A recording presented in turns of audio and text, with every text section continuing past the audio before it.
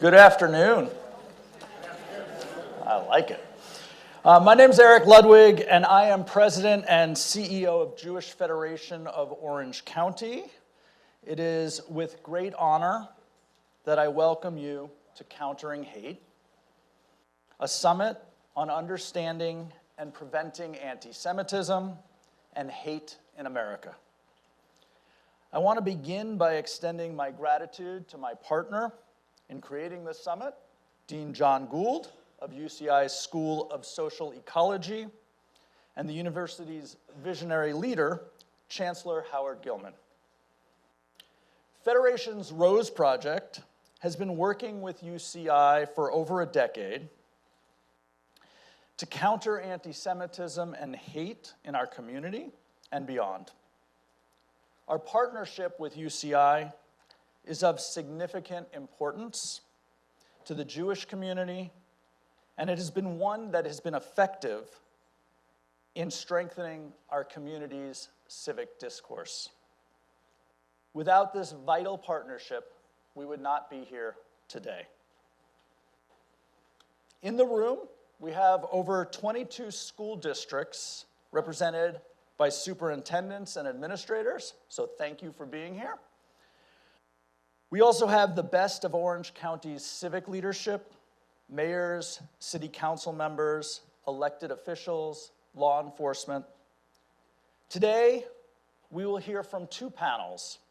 Our first panel and keynote are recognized leaders in the field with backgrounds across a spectrum that includes studying hate crime all the way to prosecuting hate crime. They will help us understand national trends. Our second panel are local leaders and practitioners who have deep knowledge that can help us understand how the national trends are being experienced locally here in Orange County. We thank our panelists for being here. Your expertise and your commitment will greatly enhance our collective efforts to address rising levels of anti-Semitism and hate. Now, truth be told, when Dean Gould and I met this past summer to plan this conference, it was initially scheduled to take place in October. We were living in a very different world. As we hold this summit today, our country and our community is once again at a crossroads. After October 7th, incidents of anti-Semitism and Jew hate have skyrocketed, leading to widespread fear, anguish here in Orange County and throughout the country. In recent weeks and months, I've heard from parents that they are scared. I've heard from a teen who's being bullied and isn't sure whether to report it or not. And I've even heard from a Holocaust survivor that she is afraid history is repeating itself. These events serve as a stark reminder for the ever-present need for vigilance, education, and proactive measures against hatred. Our purpose today is to set a common foundation for building a better world and strengthening democracy. Step one is done. We are here to learn together. In a world where showing up increasingly means clicking the like button, being together matters. And your being here today gives me hope. Step two, knowledge is power. Our panelists are ready to give us a foundation to do the hard and systemic work of eradicating hate. And step three, we must commit to the future opportunity. If we're going to end anti-Semitism and hate in Orange County, we must lean into partnerships, those that are effective and repairing those that may be strained. Toward that goal, Federation has launched a Countering Hate community resource page. It's a QR code that you'll see soon. We're offering curriculum guidance and professional development. And for K-12 schooling, we are strengthening our student-to-student ambassador program which has already reached over 2,000 students this academic year. We want to build partnerships and a community of practice that will help support a hate-free OC. We are deeply grateful to the leadership provided by the chair of our Rose Project, Jeff Margolis, and to that of Federation's board chair, Amir Kahana, as well as to the Rose Foundation, for whom Federation's Rose Project is named, and to the Samueli Foundation for their generosity and leadership in our community. And we are deeply appreciative of the partnership that UCI has provided, including UCI's Office of Inclusive Excellence, for their support of this event. Thank you all for making today happen. Please welcome my friend and the 6th Chancellor of UCI, Dr. Howard Gilman.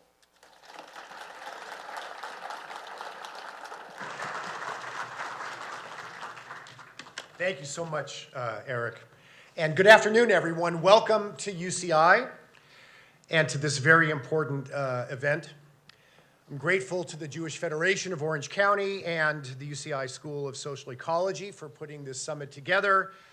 The Orange County Register is right. The School of Social Ecology is the hub for getting things done. John, is that good? Okay. That's beautiful. That's your plug. And thank you all for being here and for the work that you do every day to serve our communities and ensure we have an inclusive learning environment and a region that is dedicated to being a leader in the country during difficult times, of eradicating anti-Semitism and hate and building bridges among communities to create a more life-fulfilling space for us all in this wonderful part of the world. We are delighted and honored as a campus to help support this extraordinary gathering. Many of us gathered here at UCI in August of 2022 as part of the Driving Out Darkness Orange County Summit on anti-Semitism and hate. And unfortunately, but maybe predictably, events since then have underscored the importance of ongoing gatherings so that we might maintain and even intensify our attention and effort on these vitally important issues. 6.5 years ago, our nation watched in horror and shock as a group of people marched through Charlottesville, Virginia, chanting, "Jews will not replace us." It looked like something we had seen only in old newsreels of Nazi Germany in the 1930s. Many hoped it was just an aberration, but instead it was a harbinger.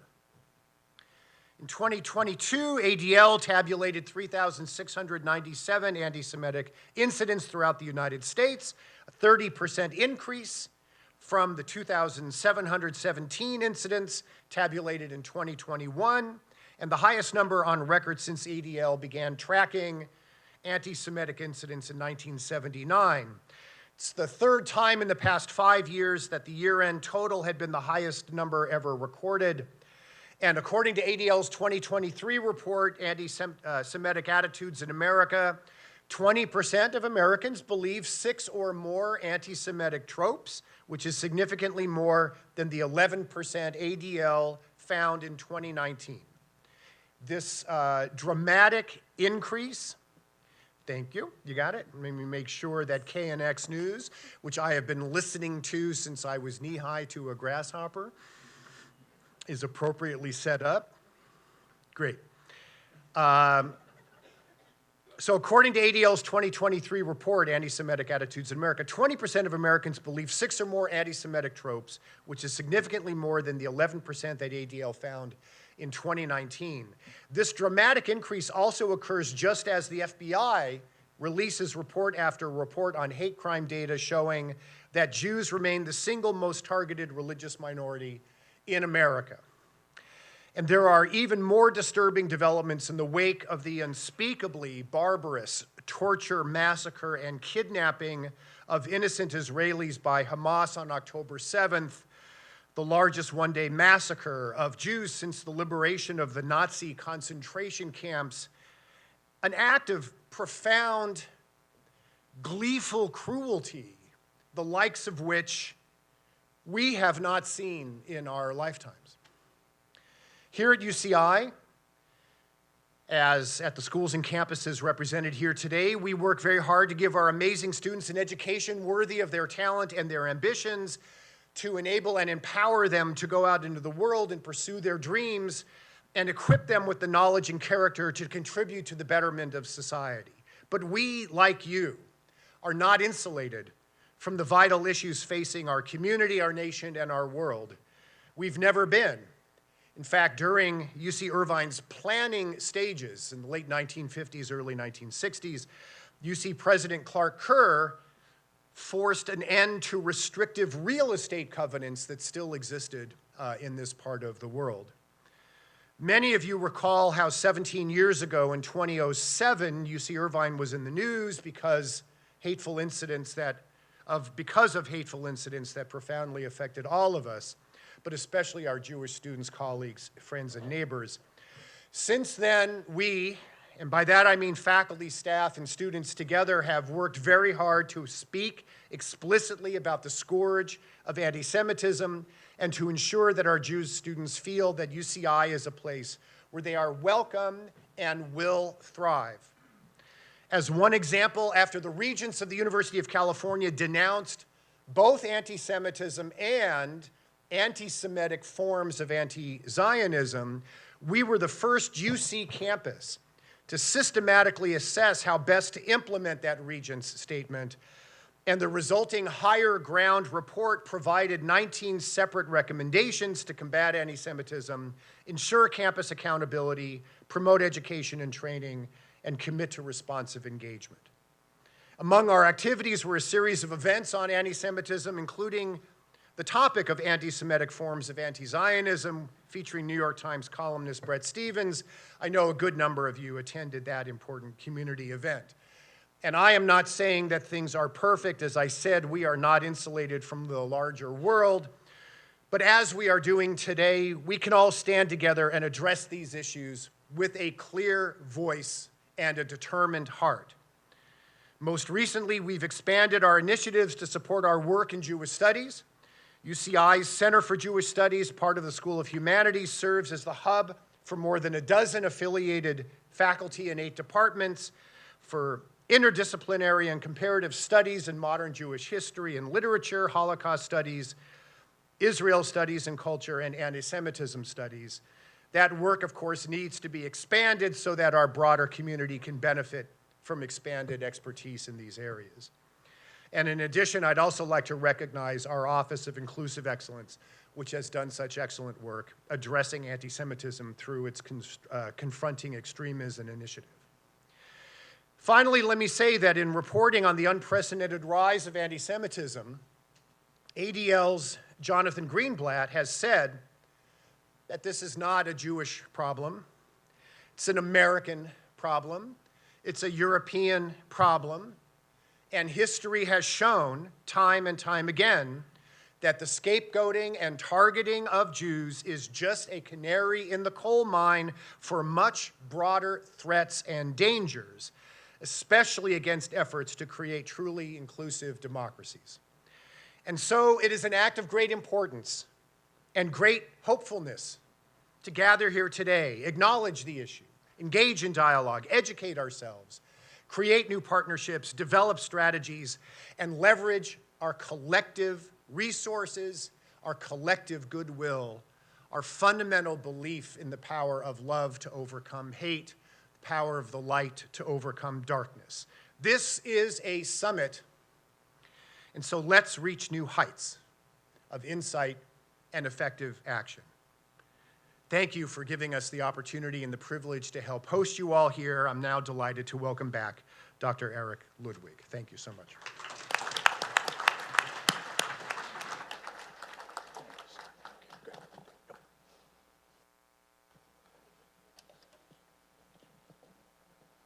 It is my privilege to welcome our panelists.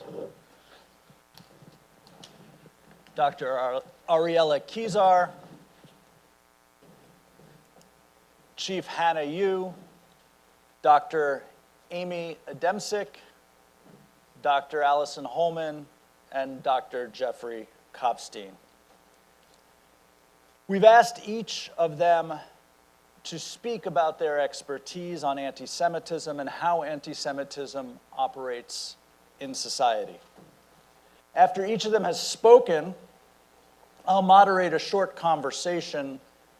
I want to encourage you all to take some notes, to jot down some questions, because we are going to have Q&A later in the session after our second panelist and after our keynote, Amos Giora, presents. So you have notepads, you have question cards that we'll collect later. But for now, if you might begin, Dr. Keysar. So am I okay? Now? Thank you. Okay. Thank you for the invitation. I'm going to start, and as you see, you've heard some of the numbers here. Anti-Semitic incidents are on the rise. As you look at this chart, the trend from 2011 to 2022 has been tracked by the ADL, the incidents of vandalism, harassment, and assault targeting Jews. We can see a major increase in the number of incidents in 2022 compared with previous years. What is more alarming is the number of incidents recorded after the Hamas attack on Israel. The number of incidents from October 7th until January 7, 2024 is as many as in some entire years. Next, please. Just the one before, please. So this is what's been recorded since October 7th, and you can see the breakdown of over 3,000 incidents. Each act of bigotry must be condemned for its own intrinsic evil. Still, the number of incidents does matter. It matters to government officials, university administrators, educators, and communal institutions, and to funders, all of whom need to decide what resources to dedicate to addressing anti-Semitism. And it matters to the victims, because it validates their experiences of hate and bias in the face of widespread denial and minimization. Next. These are the definitions used by ADL. Next, please. Looking at the types of incidents, harassment and vandalism greatly outnumber physical attacks. Harassment is the most common, and today, one of the most common spaces for harassment is online. Swastikas, symbols of anti-Semitic hatred, are the most apparent form of anti-Semitic vandalism. We can leave this chart on the screen, but I want to talk about the campus climate. Anti-Semitism is flaring in many colleges and universities. Already 10 years ago, in a survey of 55 colleges and universities that we conducted at Trinity College, we found that 54% of Jewish students... I think you may have hit the... Yep. 54% of Jewish students personally experienced or witnessed anti-Semitism on their campus during the 2013-2014 academic year. We found that anti-Semitism on campus is a nationwide problem. Moreover, Jewish women on campus were more likely to report being a victim of anti-Semitism than Jewish men. Membership in Jewish campus organization like Hillel, Chabad, or a Jewish fraternity or sorority raises the likelihood of reporting anti-Semitism. In 2016, Brandeis survey of 113 schools found even a higher rate of 57%. The hostile environment on campus has intensified since October 7th. In November, ADL found that 73% of Jewish college students surveyed had experienced or witnessed some form of anti-Semitism since the beginning of the school year, and that's just a few weeks. A study conducted by Hillel during October 18 to October 19 in 2023 reported that Jewish students on campus are struggling. They're feeling isolation. They are concerned about their safety. For non-Jewish students, the recent war is less personal. That creates dissonance on campus between the anxiety of the Jewish students and the lack of awareness among non-Jewish students of acts of hate. Now, connecting anti-Zionism and anti-Semitism. The assertion is that anti-Zionism can quickly bleed into anti-Semitism. Anti-Israel protests using inflammatory anti-Semitic rhetoric and activity have swept university campuses across the US. Briefly, Zionism, the belief that the Jewish people maintain a right to self-determination in their ancestral homeland, has been a central tenet of Judaism for thousands of years. Zion refers to Israel. Thus, many Jews believe that anti-Zionism is denying Israel's right to exist, and that opposing the rights of the Jewish people's self-determination in their homeland is racism. You probably heard the chant used in many anti-Israel protests, from the river to the sea, Palestinians will be free. Many of those who chanted don't know that the river refers to the Jordan River and the sea to the Mediterranean. This encompasses the area where Israel is, which means that the chant can be interpreted as a call for eliminating the state of Israel. Let me close on the positive side with good examples of promoting civil discourse and safe space on campus. First, developing a respectful dialogue on campus on the Israel-Palestine conflict at York University in Canada, with the support of university administrator. The Religious Studies program has developed joint office hours of Jewish professors and Arab professors. They organize meet and greet forums for students and alumni who want to change the way that conversations about the Israel-Palestine are happening at York University. Another example, at Cornell University, a law professor, Menachem Rosenzweig, has a new anti-Semitism class that aims to foster an environment of mutual respect and safety for all students. To quote the professor, "I don't have to agree with you. You don't have to agree with me. But the condition for me listening to you is that you must listen to me, and that we must give each other mutual respect." Thank you.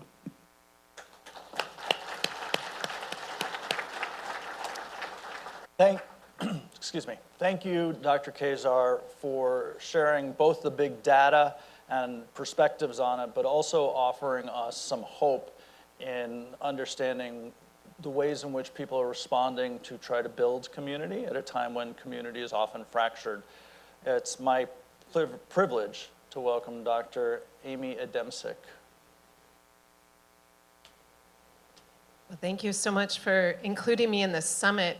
I was trained as a sociologist of religion, and I do a lot of work in the areas of deviance, crime, and terrorism. Some of my research has focused on hate crimes towards religious groups, specifically Jews and Muslims. In the short time that I have, I want to provide some insight into the major factors that are likely to trigger violence and hate-related crimes towards minority groups.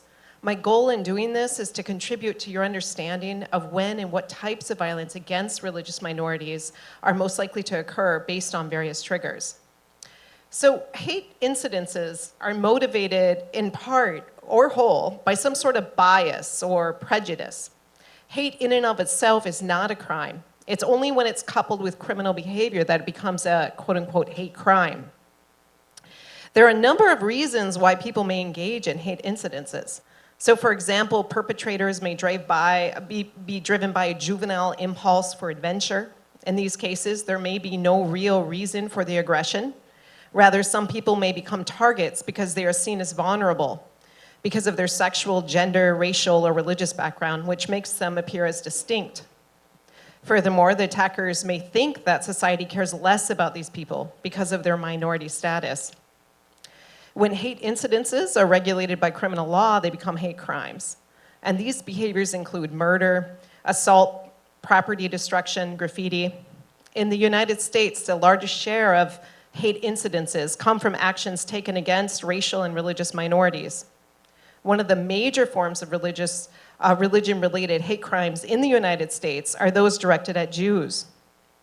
Part of this is because Jews are a sizable minority religious group in the United States, constituting about 2% of the country's population. By contrast, Muslims are about half the size. Nevertheless, as many of you know, both groups have experienced major increases in hate crimes since October 7th.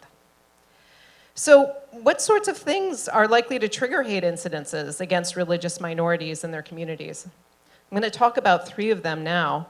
For communities that may be affected, these triggers are important for understanding the types of incidences that may occur and for thinking through potential policy implications. The first potential hate trigger relates to visible differences.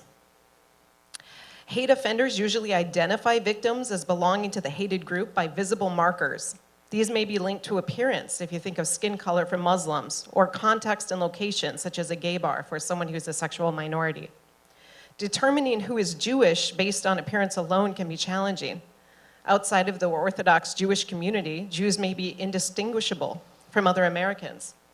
For this reason, offenders might be more likely to target victims based on location. For example, when they're entering or leaving a synagogue or a Jewish school or participating in an overly Jewish religious celebration. Distinguishability also provides the context for opportunity and unplanned hate crime, which is more likely to occur when there's a larger and more visible concentration of the outgroup. In my previous research, we found that Jewish religious celebrations tend to produce more direct, in-person forms of hate speech, such as verbal abuse and offensive gestures. However, events and activities related to regular Jewish celebrations tended to include fewer criminal acts such as property damage and personal violence, as well as mediated forms of hate speech such as the dissemination of anti-Semitic flyers. The spike in non-criminal incidences may be related to there being more visibly Jewish people on the streets, particularly around synagogues, creating a target for people who harbor anti-Semitic beliefs. Offenders might be non-Jewish residents in the synagogue's local area, for example, who might be triggered by lack of available parking because the street is full of vehicles because of the local event happening at the synagogue. Additionally, offenders might be thrill seekers who go to the Jewish neighborhoods for a visible target to verbally abuse. Thrill-seeking offenders usually have low ideological motivation and planning. I think that's really important to keep in mind. They may be less prepared to engage in some sort of more aggressive conduct that would violate the criminal code. A second important trigger is narratives that attackers can use to justify violence. For understanding hate crimes and speech directed at Jews, this might include economic hardship associated with resentment of perceived Jewish wealth, political circumstances, political leaders' rhetoric, and trigger events such as terrorist attacks or conflicts involving outgroups. Research on anti-Semitism has tested stimuli related to Israel's military operations. And operations can increase anti-Semitism by reinforcing pre-existing anti-Semitic attitudes and conspiracies linked to Jewish power and world control. Graphic images of war are likely to trigger strong emotions among communities that identify with the victims, which can increase anti-Semitic incidences. Indeed, in the 8 weeks after the October 7th events, anti-Semitic incidences in the United States increased over 300%. During the same period, there was a 170% increase in Islamophobic incidences. Both groups have experienced major increases in bias-motivated crimes. A final key trigger of hate crime that I'm going to be mentioning today refers to the presence of organized hate groups that try to disseminate hateful propaganda and dehumanize and target minority groups. Previous research has found that the emergence of a hate group is linked to an increase in hate incidences. So for example, in my prior work on neo-Nazis, we found that in the year that a new group is trying to establish itself, there tends to be an increase in mediated forms of hate speech and propaganda. These are things like mentioning hate online, trying to disseminate flyers, maybe putting out stickers, putting up posters that reference the hated group.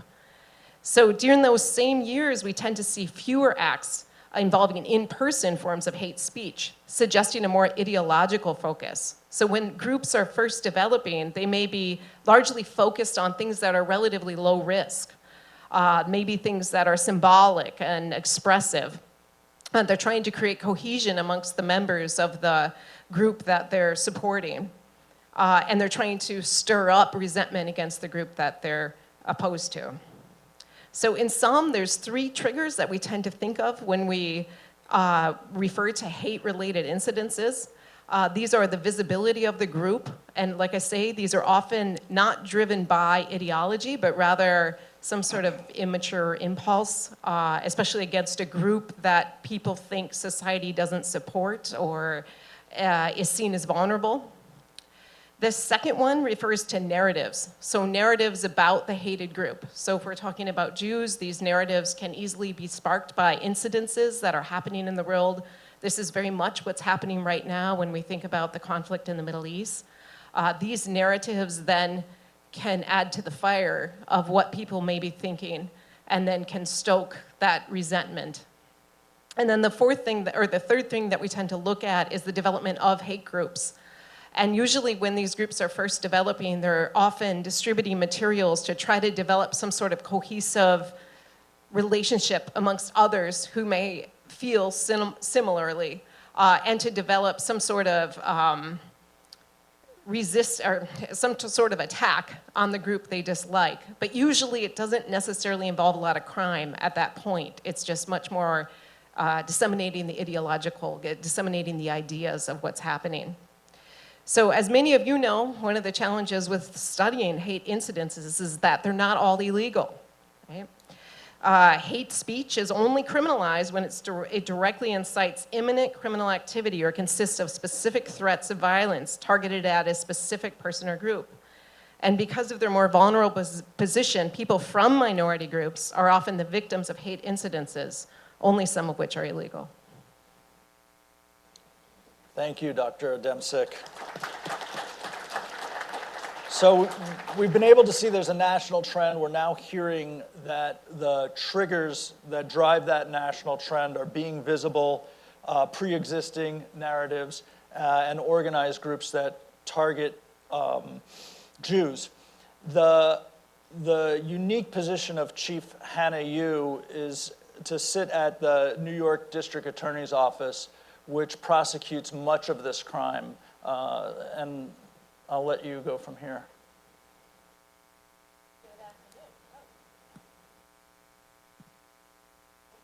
Okay, all right. Good afternoon, everyone. My name is Hannah Yu. Thank you for the kind introduction and the invitation to be here in cold California. I was hoping for warmer weather, but I hear this is the middle of your winter storm, so. And thank you for the nice placard here. My parents will be very happy to see the word honorable in front of my name. They've been waiting for me to become a judge. They don't understand why I'm still a prosecutor, but thank you very much for this. I'm going to be taking that home. So thank you for this and for the invitation. We in Manhattan have unfortunately been the center of the storm of hatred over the last several years. A little bit about my background. I'm a prosecutor. I handled, regular street level violence, gunpoint robberies, sex crimes, domestic violence incidents, your run-of-the-mill DWIs, and I had the opportunity to join the hate crimes unit in 2021 and became the chief of the hate crimes unit at the Manhattan DA's office in August of 2021, which was at the peak of anti-Asian hate crime violence. And what I will say to begin as an introduction to this very important conversation is that hate really does not discriminate. When the rise of hate rises, the tide of hate rises, rather, all of the ships rise. So what we have seen, and I'll speak just a little, I'll touch upon the statistics, because statistics serve a purpose in telling a story, and what we've seen over the years is that every category of hate in Manhattan has risen over the years. And 2023 was our worst year of hatred in terms of number of hate crime prosecutions initiated by my office. So just a snapshot of what we've seen over the last couple of years. In 2019, we, as an office, the Manhattan DA's office, initiated 0 anti-Asian hate crimes in that year. I don't know why. Maybe they were underreported. Maybe some were, misclassified. Maybe there were no anti-Asian hate crimes in 2019. In 2020, that number rose to 9. And again, keep in mind that every agency keeps statistics a little bit differently. So the way we keep our statistics is based on the number of cases brought, hate crime cases brought against an individual. And that could encompass, let's say, a pattern of 7 incidents. It could be 1 incident. It could be a single case, could be involving 5 defendants. So we count that as 1 case, and that's 1 statistic in our books. That number rose to 37 in 2021, to 34 in 2022, and then it dropped to 13 in 2023. Our anti-Semitic numbers, anti-Semitic hate crime numbers, were at 10 in 2019, 4 in 2020, and 2020 was a year of low crime because the world shut down, back to 10 in 2021, 11 in 2022, and then that number skyrocketed to 24 cases, hate crime cases brought by my office that were anti-Semitic. But every single category is up in 2023. Our anti-LGBTQ numbers have consistently gone up, and in 2023, that was our largest category of hate crimes that we prosecuted or initiated prosecutions for in 2023. Our anti-Muslim number was up, our anti-Hispanic, Latino numbers were up, our anti-white numbers were up, our anti-black numbers were up. And since in 2023, my office brought the highest number of hate crime cases in any year that preceded that. So what does that mean? What does that mean for us? This is not unique to post 9/11. It's not unique to COVID and people believing that Asian people or Chinese people brought COVID. It's not unique to October 7th. What does this mean is that when we are such a polarized country or a polarized world and hate is more tolerated and becomes the norm, there is much more friction and there's much more tension, and every group, every community is impacted by hate. So, we don't consider ourselves national leaders in this, but we have done a great amount of work to combat hate crimes in Manhattan. And one of the ways we did that is by expanding our unit significantly. When my boss, the District Attorney of Manhattan, Alvin Bragg, took office, he made hate crimes a major priority. And so what did he do? He lobbied for additional funding, which allowed us to have the resources necessary to grow out our unit and really respond to the times. And so the three takeaways that I'd like to offer are, in order to combat hate crimes, you need three things. You need good laws, you need good people, and you need good resources. And so what do we have in Manhattan? We have pretty good laws to combat hate crimes. We've got essentially three statutes that we operate with to charge an incident as a hate crime. In the anti-Semitic context, we have a felony called aggravated harassment in the first degree.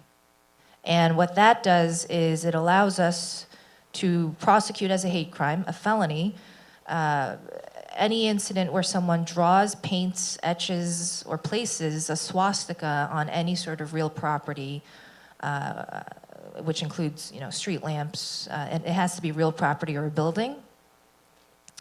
And, going hand in hand with good laws, you need good policies. So what do we do with that law, which is a good law? And that law, there are different subsections to that law. And one of the subsections makes it the same level felony to burn a cross, to inflict $50 or more of damage to a religious premise, to hang a noose. And included in that statute is a subsection on swastikas. So what is our policy on swastikas? Well, if you turn a blind eye to hate and the meaning behind a swastika, there are people who may view that as just property damage, just vandalism. But if you have good laws and you have good practices and policies in your office, what we do is we treat swastikas very seriously. A neighborhood or a building or a county that allows swastikas to go without accountability, it breeds an environment where hate is okay. So we charge swastikas as they are. The law says that they are felonies, and we charge swastikas as felonies. There's a lot of discretion in prosecutors' offices. You could downgrade a charge based on a defendant's lack of criminal history, for example. But we charge swastika cases, and we treat them seriously, and we acknowledge them for what they are, which is a way to make it okay to hate and to breed an environment of hate. But we have more than just swastika cases in Manhattan. We have we have hate crimes of all levels. We have hate crimes of misdemeanor level harassment, where the conduct may involve pulling off someone's yarmulke or other emblem of faith, a Star of David necklace or something like that. And so we have a great misdemeanor statute called aggravated harassment in the second degree that allows us to charge as a hate crime any sort of physical contact, even if it doesn't involve physical injury, if the victim is left unharmed, but their swastika was pulled off. And we have proof of the perpetrator's motive. So we have proof that they intended to harass, annoy, threaten, or alarm. We charge that as a misdemeanor hate crime. And that's probably one of our most common misdemeanor hate crimes that we charge. And that's a great law that impacts many communities. We enforce that law when it comes to Muslim women, or it can involve any community where the victim is not harmed but harassed and touched. So there's got to be some sort of physical touch or an attempt of physical touch. And then our bread and butter is our main hate crime statute, which allows us to charge most crimes as hate crimes, and that's where we have most of our crimes. Most of our hate crimes are felonies, and they run the spectrum from your street level punch, your assault, your misdemeanor assault. In New York, if you commit an assault as a hate crime, that bumps it up one level and it becomes a felony.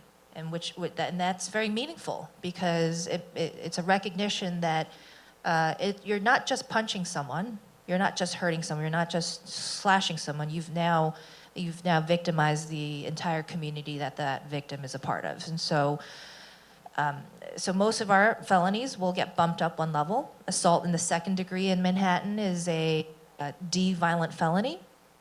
And that's when you assault someone who's 65 or older, or you use a weapon and cause physical injury. So that gets bumped up as well. So our laws are very robust, but there are loopholes in our laws. And I'm sure, I don't know, I'm not particularly an expert on California's hate crimes laws, but I imagine, they're not perfect. New York's laws are not perfect. And so but that's one tool to combat hate crimes.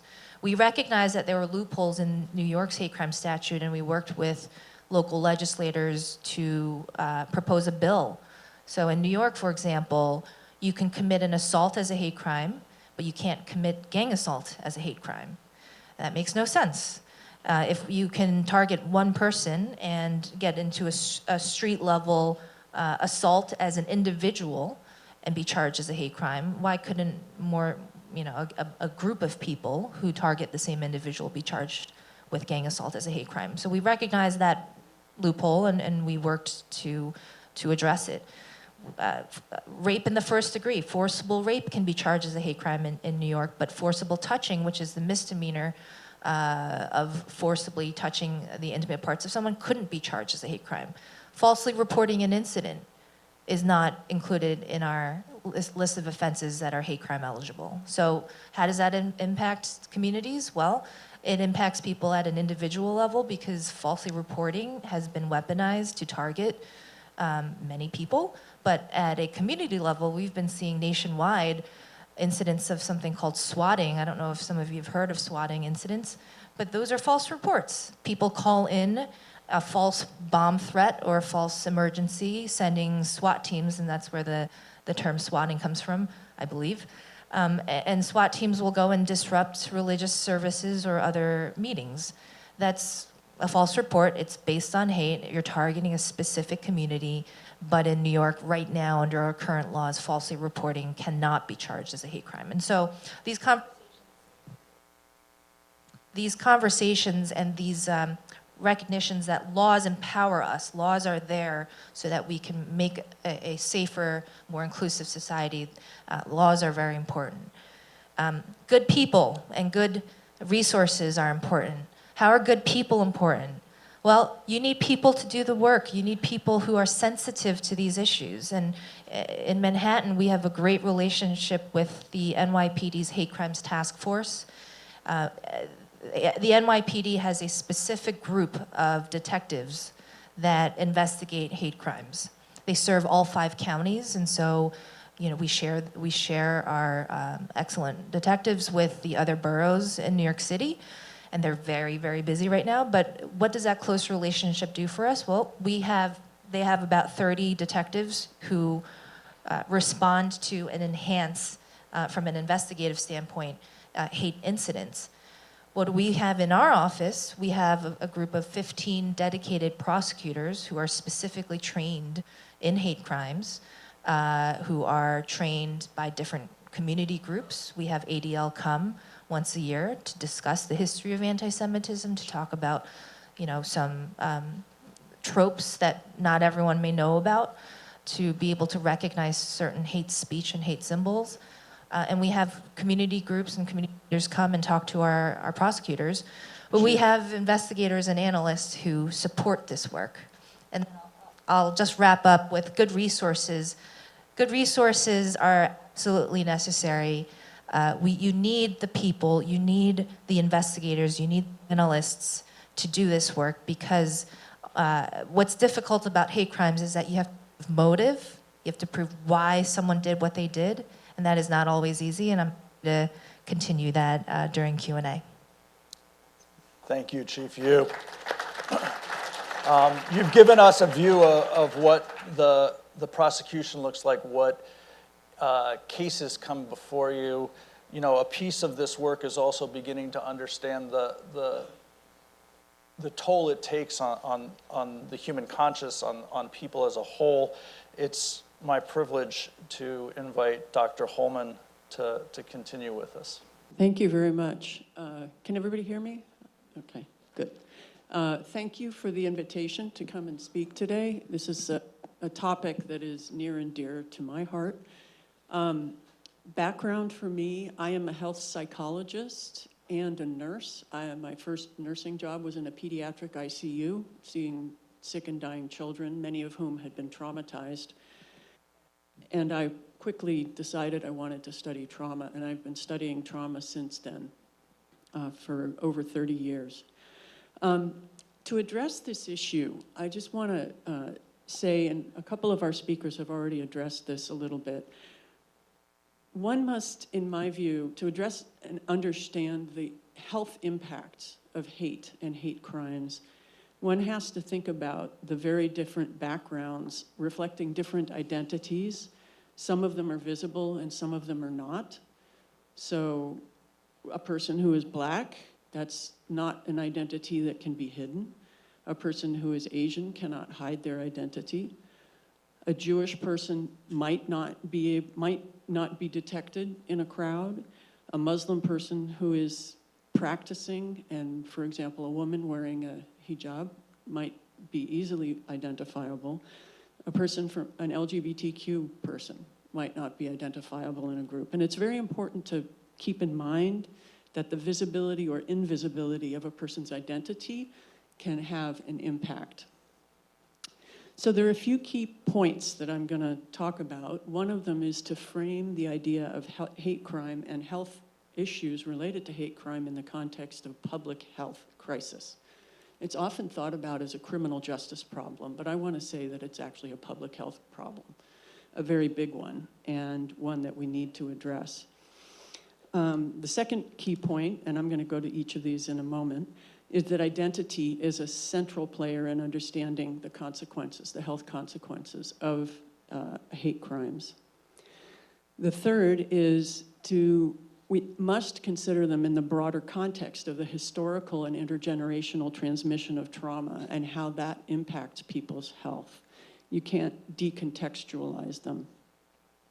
And you can't ignore the current context in which hate crimes are occurring, because it's well known, and I believe one of the previous speakers mentioned this, in the context of ongoing war, like what we're seeing right now in Israel and Gaza, what's going on in the Middle East. That war is, in previous times when there was conflict in that region, is anti-Semitism, incidents of anti-Semitism rose dramatically in different parts of the world. So that context can't be, you can't decontextualize that. I also want to point out that they're bad for both the victims and the perpetrators. Hate is not an experience that is, risk-free for an individual. It is a problem that will actually have significant health consequences, and I'll address that.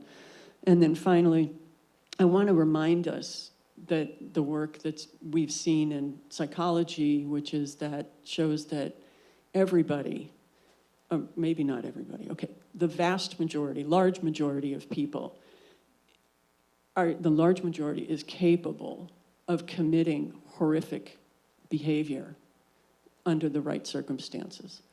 And that's a really important point to remember, and let's pray that we don't, each of us doesn't end up in a horrible circumstance to lead to that, but that is a possibility. So, okay, excuse me. Hate crimes as a public health issue. That assumes that these have to be addressed in the community. They have to be addressed as a community issue.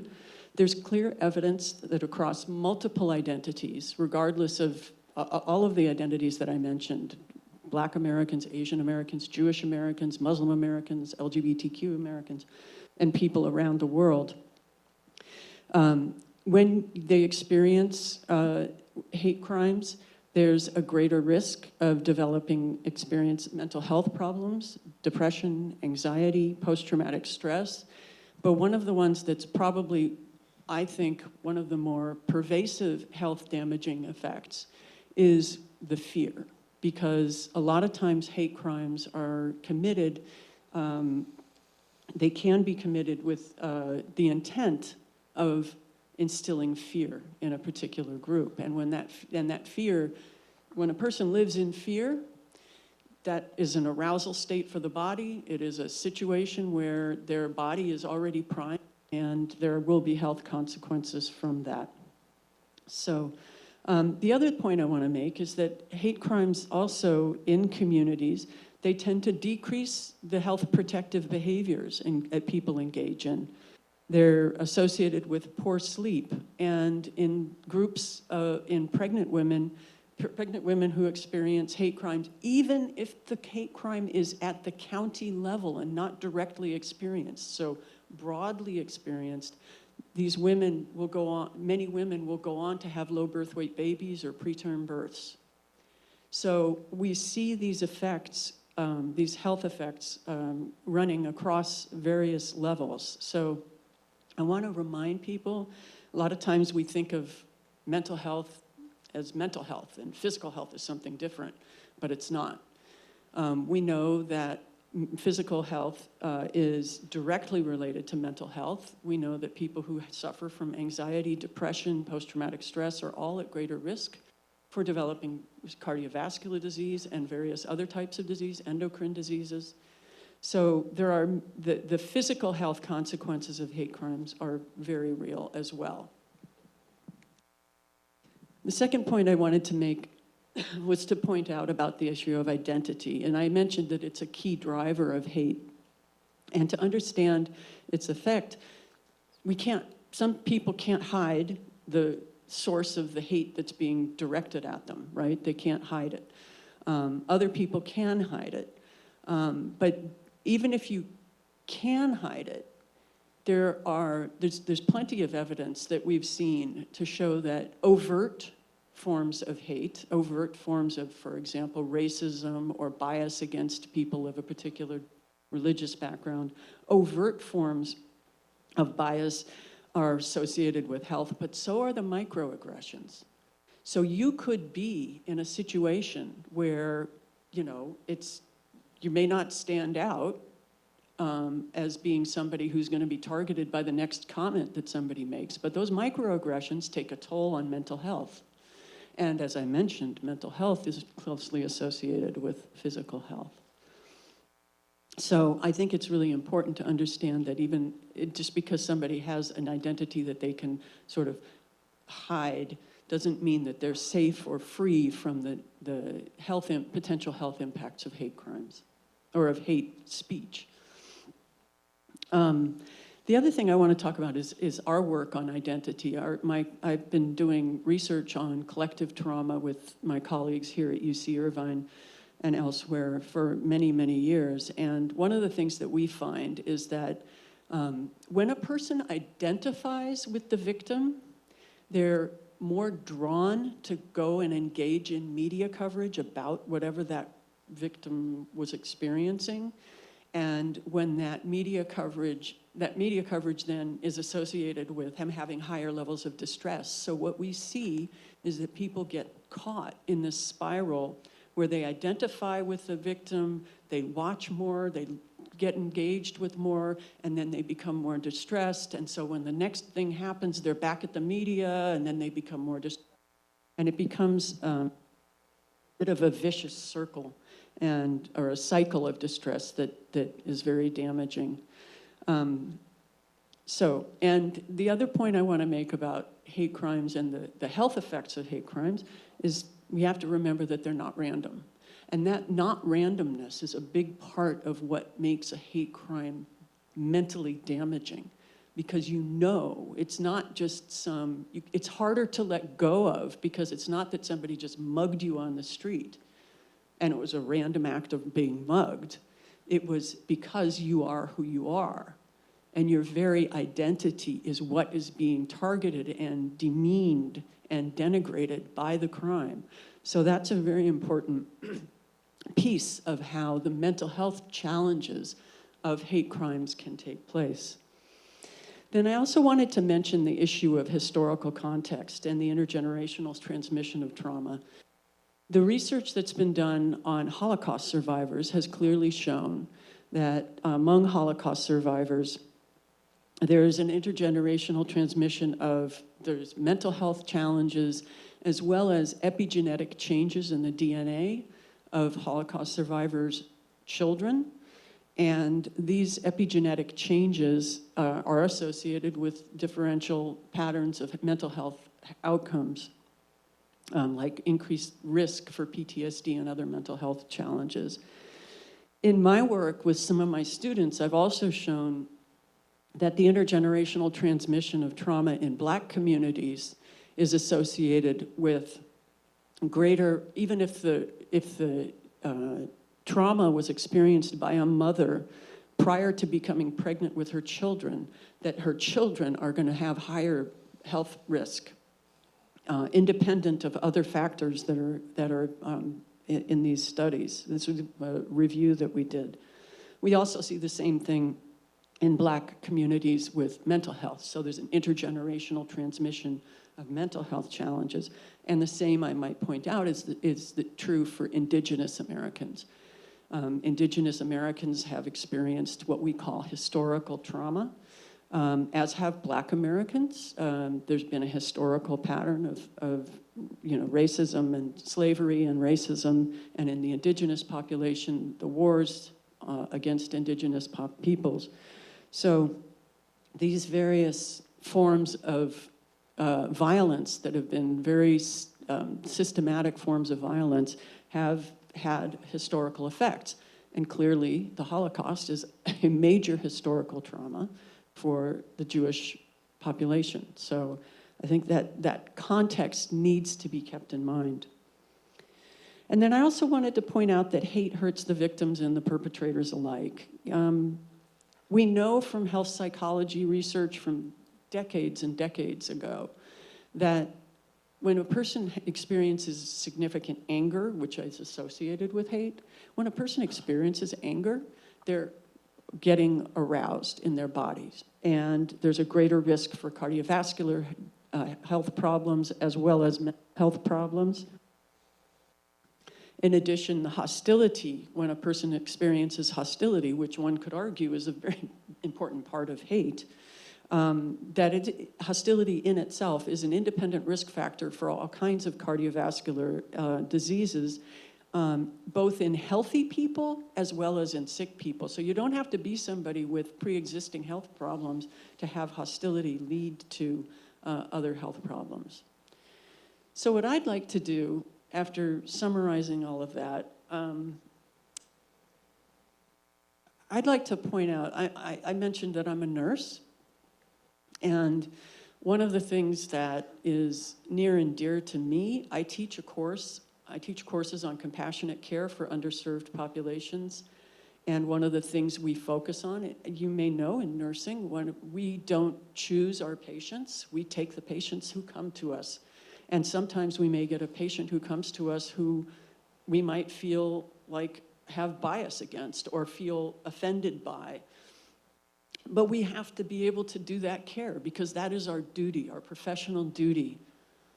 And it's a very important part of our professional ethics that we be able to do that and provide the best possible care for everybody, regardless of their background. And one of the things that we have to do to be able to do that is to remember our common and shared humanity. That everybody who shows up in an ER, everybody who shows up in a hospital, everybody who shows up to need care from us is somebody who has a mother, a father, a sister, a brother, maybe an aunt, an uncle, a child. We don't know. We don't know who they are. But we know that there's somebody that has been in their life that loved them at some point, most likely. And so our mission as health professionals is to treat everybody with the common shared humanity and understanding. And I think when we recognize that and to try to address the health problems, creating a place where a person feels safe and feels like they belong, regardless of their background, is a step toward, and that's to me using strong, powerful communication skills as well as a lot of compassion to be able to help bridge some of that gap and prevent some of the mental health challenges, and at least, if not prevent them, maybe help heal some of those. And I think that that's a really important step that we all have to think about. How can we take that step ourselves? And I like to tell my students that one of the things we have to do, each of us as individuals, is we have to look in the mirror all the time and say, how am I behaving? How am I acting towards this other person? What are my own biases? What are the things that I need to address so that I can be that better person? And that can help bring us back to that common shared humanity and the compassion that's required to help prevent these health problems, hopefully prevent the hate crimes, hopefully bridge the gaps, but help prevent some of those health problems. Thank you very much.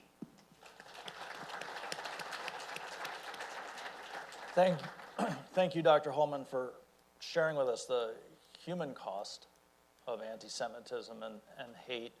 And as we welcome Dr. Kopstein, we're going to try to create a sense of location and space where this kind of hate and animosity and anger grows. And what does that mean for our campus climates, for the spaces where we congregate as people?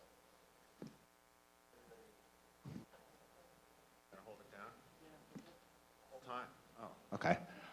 Everybody can hear me. Good. Thank you very much, Eric. Thank you for inviting me to take part in this very important meeting, and welcome to everybody.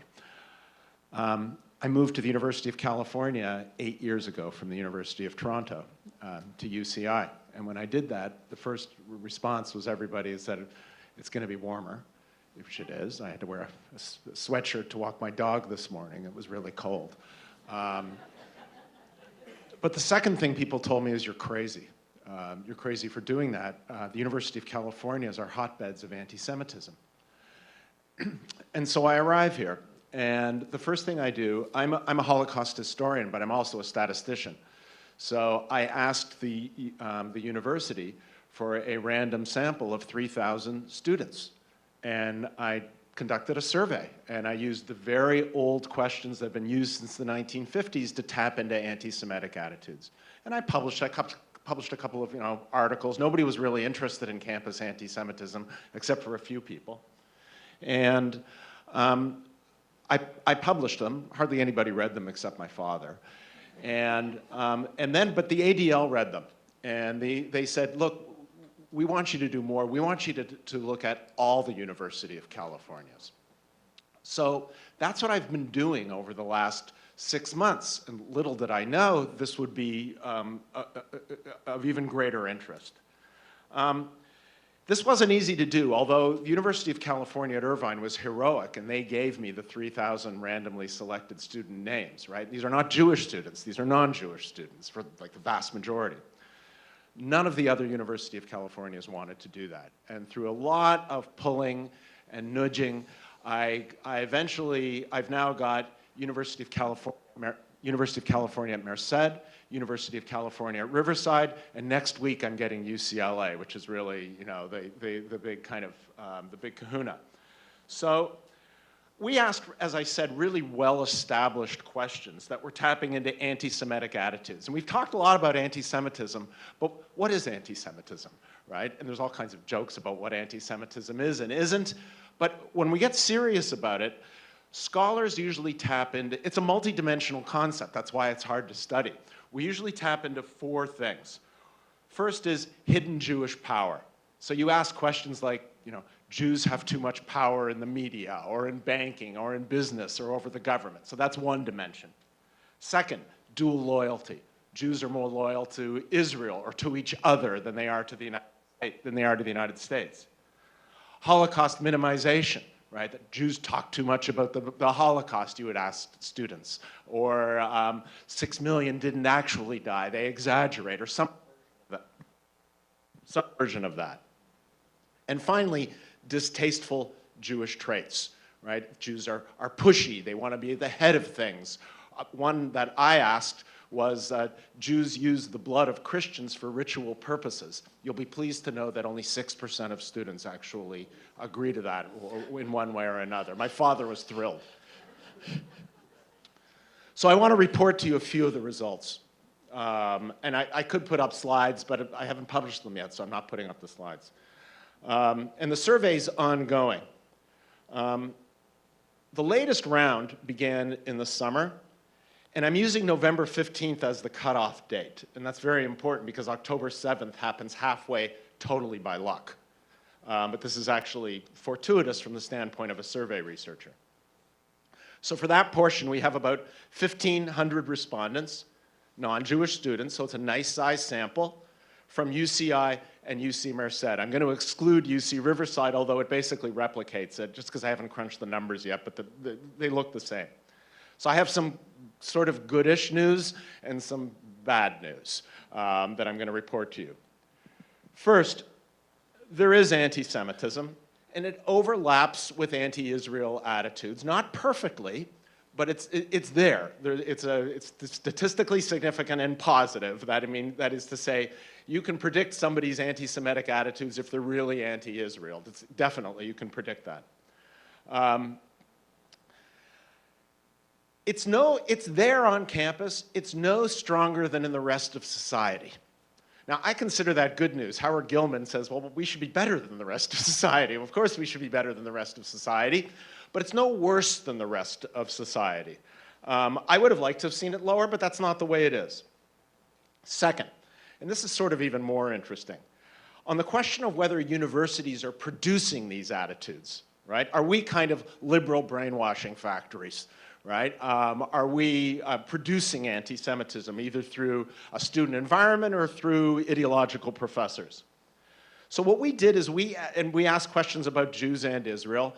We also asked the students, are they in their first year, second year, third year, and fourth year?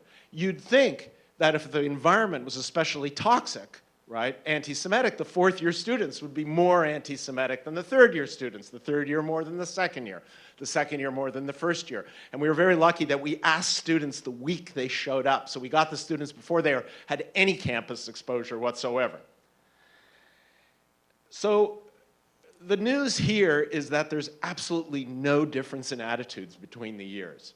We're not producing the attitudes. It's not to say that there's not anti-Semitism. There is. But if there is anti-Semitism, they're either getting it from before they show up or from outside of the university. And in the sociological jargon, that's extra-campus socialization. It's not to say that there isn't anti-Semitism on campus. There is, but it doesn't appear to be produced on campus. Okay, so that's the sort of good news. Now for the bad news. And I've sort of prefaced it. So our sample is about halfway, temporally speaking, before and after October 7th. That is the day that Hamas carried out the kind of horrific massacre in Israel. One would have expected some degree of empathy right afterwards. One would have expected, both for Jews and for Israel, right after October 7th. And I have daily responses, so I can show you, I can track the daily responses. Because what happens, you send out the survey, and then you nudge the students to take it, right? You say, well, if you take it now, you get a $10 gift certificate, right? So you would have expected some kind of empathy. The exact opposite occurs. The exact opposite occurs. It's not gigantic, but it's statistically significant, and it's quite shocking. Right?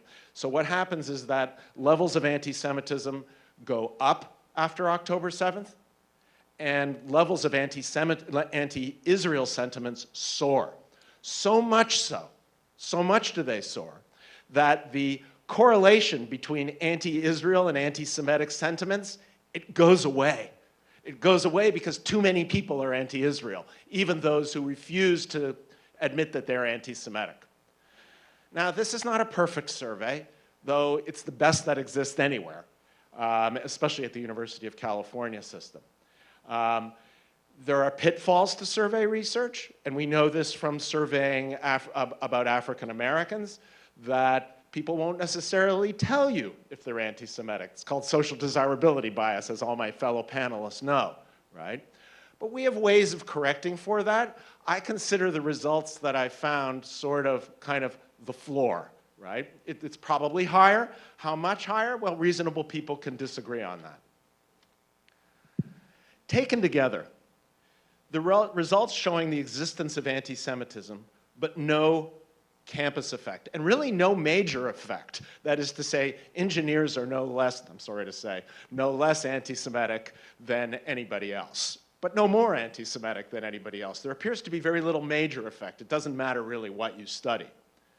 And this uptick after October 7th, which by the way corresponds to an uptick in the rest of society, what this tells me, and this is my bottom line, is that America does not have a university problem.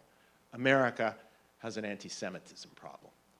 Thank you very much. All right, thank you, Dr. Kopstein. You know, in the room today, we have a tremendous number of superintendents and school administrators, city officials, and the conversation we're having right now is sort of big and bold, and I'm just wondering if we can begin to bring a conversation to the audience that answers some of the questions that are about the spaces where they work and how they should understand, from your perspective, they should understand what we're talking about. And I want to encourage you to push and pull on each other's ideas and to merge those ideas. But if I'm a superintendent or responsible for an ethnic studies curriculum in a high school in California, how am I supposed to understand this data in order to ensure that my campus is welcoming to Jews and to other minorities?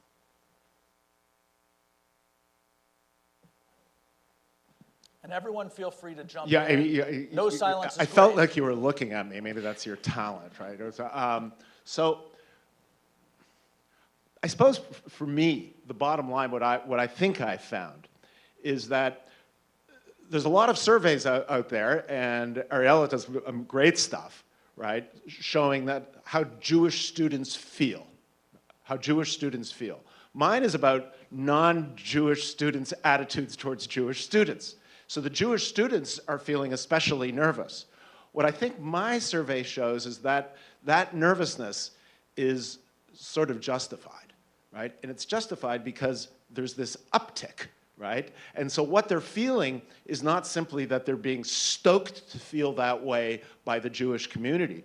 They're being, the feelings that they have are actually valid, right? I'm the director of the Center for Jewish Studies at UCI.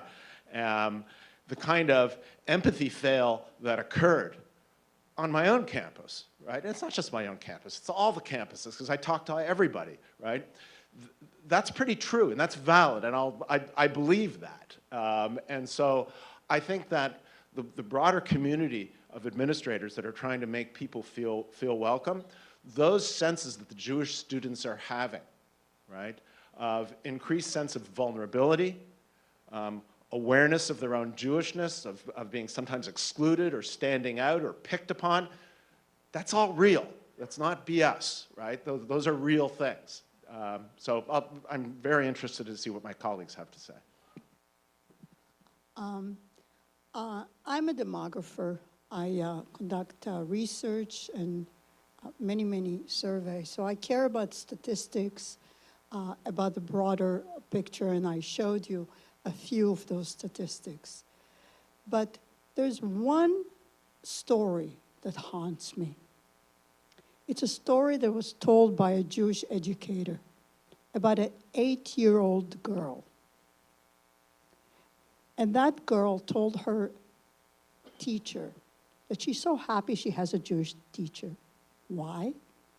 This 8-year-old said and told that none of her classmates or friends want to be with her. They were told to stay away from her because she's Jewish. Where did 8-year-old kids hear that? How could it be that nobody in that community stood up against that cruelty. Would any of the other panelists like to? Please, Dr. Adamczyk. So I work a lot with our doctoral program in criminal justice, and I guess when I think about responding to your question about what's like practical or meaningful ways for people on the ground to be thinking about this, I think of something called a routine activities perspective. And the basic idea of this is that, for a crime to occur, typically you need three things. You need an absence of capable guardians, you need an increase in a suitable target, and you need a motivated offender. And when I put that information together with the research that I've done on hate crimes, I think some of it makes sense, and it may be useful for people who, are at physical locations. So if you're at a school, for example, you're running an organization, to be kind of thinking about some of those things. And so when you have a high proportion of people from a minority group, whatever that minority group is going to be, as my research showed, you're likely to have an increase in comments, okay, of people saying things and so forth, because the group is more visible now. And so if people are, feeling motivated in some way, however that's motivated, they might express something along those lines. But what's probably not going to happen when there's a lot of people from this particular minority group is there may not necessarily going to be a major crime per se. And why is that? Because those same people in the minority group are also acting as capable guardians, right? And people usually don't want to get caught if they're going to engage in a crime. And so if you just, there's a bunch of gay people, let's just go and start beating them up. No, they're not going to, they're going to wait until, they're going to pick someone off when the capable guardians are gone. So I guess from a strategic standpoint, there is a safeties in number. That's a very easy way of saying it. But, just thinking about when you have a high proportion of those individuals, being ready that people may say something. But you may be less likely to necessarily see major crime because, you also have a lot of capable guardians. So just kind of, there's nothing great about either ones of those. Nobody wants any of this. But, preparing your communities, preparing your young people for what may transpire, or being ready and understanding that, I think can be really useful. So I'll stop there. Could you repeat the three things that you mentioned? Please come to my class sometime. No. So routine activities theory, very, very concrete theory. I think the students in my classes that have some sort of police background, they tell me this is the one theory that they think of quite a bit, unlike some of the other theories, that I would like them to think a little bit more about. But it's you need a suitable target. You need a motivated offender, however that person is motivated, and the theory actually doesn't talk too much about the motivation. You need another theory to go into that. And then you need a lack of capable guardians. So I always like to think of, what Penn Station in New York City used to be, which is that it lacked all these things. And what did they do? They came in and they started playing classical music, and they put up all of these cute little shops, and they put up, you can buy flowers right in the front now. What is that? Those are capable guardians, right? They're not police officers. They're just people that are selling flowers, but they can be useful if somebody's getting mugged or beat up. They can say, hey, stop, and call them. So that's how I like to think of it. So, when you're on the ground in your organizations, know what these things can do, and then maybe you can prepare the people and say, look, you're going to maybe get some comments, but let's stick together because granted, it can go in other ways too, but in general, this is what we find. So I think Dr. Holman and Chief, you both want to jump in. I'm going to let Dr. Holman go first. I just want to mention a piece of this to put it back into public space, and particularly to put it into middle and high school spaces, because I think it's really important, because there's an assumption that teachers are capable guardians on one side of that conversation, and then there might be a lived reality that suggests they're not. And so you have perhaps teachers in a bystander position as opposed to being active, capable guardians. So if I could throw that into the conversation and see where we go, that would be wonderful. Okay, thank you. I think when it comes to how we address this in terms of our young people, one of the things that I do in my classes is I have my students watch videos of people who have come from discriminated backgrounds of people who've been discriminated against. So there's all kinds of different races and ethnicities, religious backgrounds, and they watch these videos, and they're talking about their experiences as human beings and what they're like and the emotional experience that they have growing up and seeing these things go on, and seeing the discrimination and experiencing the discrimination, what it means to them and how they feel. And I've found in my classes that my students are like eager to see these and to talk about them. They always ask for me to do more of this because it opens a conversation where they're like, wow, I never really understood what it was like to be a Black kid, young man, growing up in an area where there was a lot of discrimination and worry about police. Or I never knew what it was like to be Indigenous American and be told that I only matters if I have X% of my blood to be Indigenous. So these videos are very helpful for encouraging the students to develop empathy and compassion for people from different backgrounds. And it's been, my students in their evaluations have told me numerous times that when they see these things, they start to realize that, gosh, I do have a bias, I did have a bias, and they start to realize, wow, maybe I need to think about that and try to change that. So using some bias-breaking tools in schools, I think, is really important. One of the things that's particularly good is also having students be in multi-racial, multi-ethnic, multi-religious environments. So they're around people from different backgrounds. So they get to know people from different backgrounds.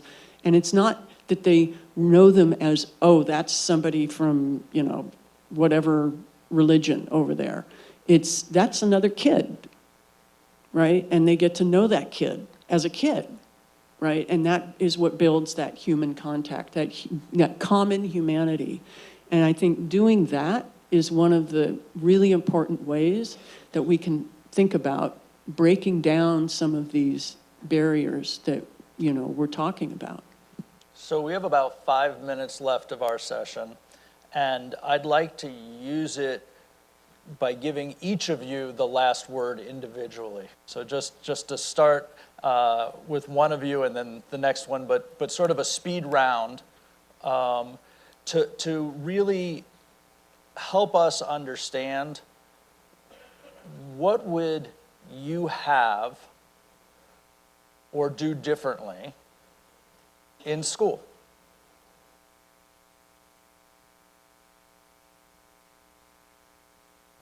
Sure. Thank you for volunteering. Okay, we'll go in order. I do studies on polarization. And I think that if we're talking about to educators and we think about in this kind of polarized environment that we all are, if it's politics, and here we talked about religion and no religion, it's very hard for us if we have to choose a side. I'm an Israeli, and if I have to pick a side, if I'm on the side of the Israelis or on the side of the Palestinians, and where do I go? So perhaps we can tell our students, even members of our own families, not to choose a side. Perhaps we have to choose humanity, respect, and friendship.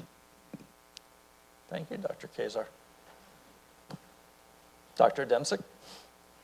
Yeah, that's a great question. I mean, I became a new mom recently, just a few years ago during COVID, and of course I'm a professor and I have many degrees, and I thought about what would I want for my child if I was sending them to one of your schools? What's important? What's really important? And I do think I would take away, say this right, I would take away some of his intelligence if I could give him more empathy, if that makes any sense. That is so much more meaningful to me, and I would say if we can find more ways to instill that, that's what's going to bring us a better world. Thank you. That was a great answer. We have been engaging with campuses in the aftermath of October 7th, and I think what the overwhelming feeling is on campuses, at least in New York, is a feeling of helplessness, a feeling that students feel that they're not being cared for. And from the perspective of my office, we started thinking, well, what can we do to help that? Well, schools have to abide by their own codes of conduct, and the waters get a little bit muddy as to what constitutes a violation of a school's code of conduct. We have pretty strict parameters as to what is a hate crime, but we heard that feedback, and we heard directly from some of our Jewish prosecutors within our office that Hillels would like some training. They would like to know what constitutes a hate crime, what are students' rights, what can they do if they're the victim of a hate crime. And so we provided a hate crimes training for Hillel leadership in New York City. And we also did a training for campus security, campus safety officers and Title IX officers on what constitutes a hate crime and what to do. And I thought that was helpful because I think that creates an atmosphere where students feel protected and cared for. Years ago, students didn't feel very comfortable coming forward and saying that they were the victim of a sex crime, and that has changed over the years. And I think when it comes to hate crimes, we need to create that kind of sense of safety, care, and also just knowledge. These are your rights. This is what is a hate crime. This is what campus safety should do when they're the first responders to a hate crime. So that's what I would. That's the advice that I would offer. Thank you, Chief Hugh. Dr. Holman? This is a tall order, isn't it? I think in this situation, my advice or my thought would be to role model compassion in all the schools, to help the teachers learn, and to have every level of the school, from the principal office all the way down, learn to role model compassion toward others, to set up ground rules in the schools, ground rules in the classroom, where if a kid is behaving in a hurtful or hateful way toward another kid, that there's a protocol that you can then implement that would help to teach the child in that moment what compassion looks like, and help that child understand in the presence of the person that they were trying to hurt. So something where you implement a protocol like that, or role model that compassionate action, because compassion is action. It is empathy in action. And so role modeling compassion, I think, is my answer. Thank you, Dr. Holman.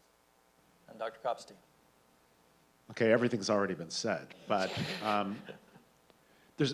I'll answer it this way. There's a very interesting debate going on right now that lays out, I think, in Holocaust education, that lays out how easy and how difficult your question is. If you look at Holocaust education right now, I'm on the board of the Holocaust Museum in Washington, D.C., and the entire exhibit is designed to essentially to teach the non-Jewish community that it was bad what happened because the Jews are just like us. The Jews are just like us, right? And they're really no different. And here's the interesting thing, the debate that's going on. The Holocaust would be bad even if the Jews were not like us. That's the point. And so there's this giant debate going on right now about what exactly we should be teaching people. And I think what we can agree upon, whether they are or aren't exactly like us, first, two things. One is, it's very important to teach, because we're talking about anti-Semitism here, it's very important to teach people what the Jews are, what the Jewish people are, what Jewish peoplehood actually means. That's number one. And number two, when you get to the bottom of that and you realize that the Jews are not just a religion, which is how non-Jews often look at Jews, but also a people. And you start to understand, well, they are like us, but they're not exactly like us. That means you will still understand that hating them is bad. And you should understand that from the time you're a very small child. And I think most of what I do is I'm not going to be able to stay around for the Q&A because I got to go off and teach a class on anti-Semitism. And the vast majority of my students are not Jewish.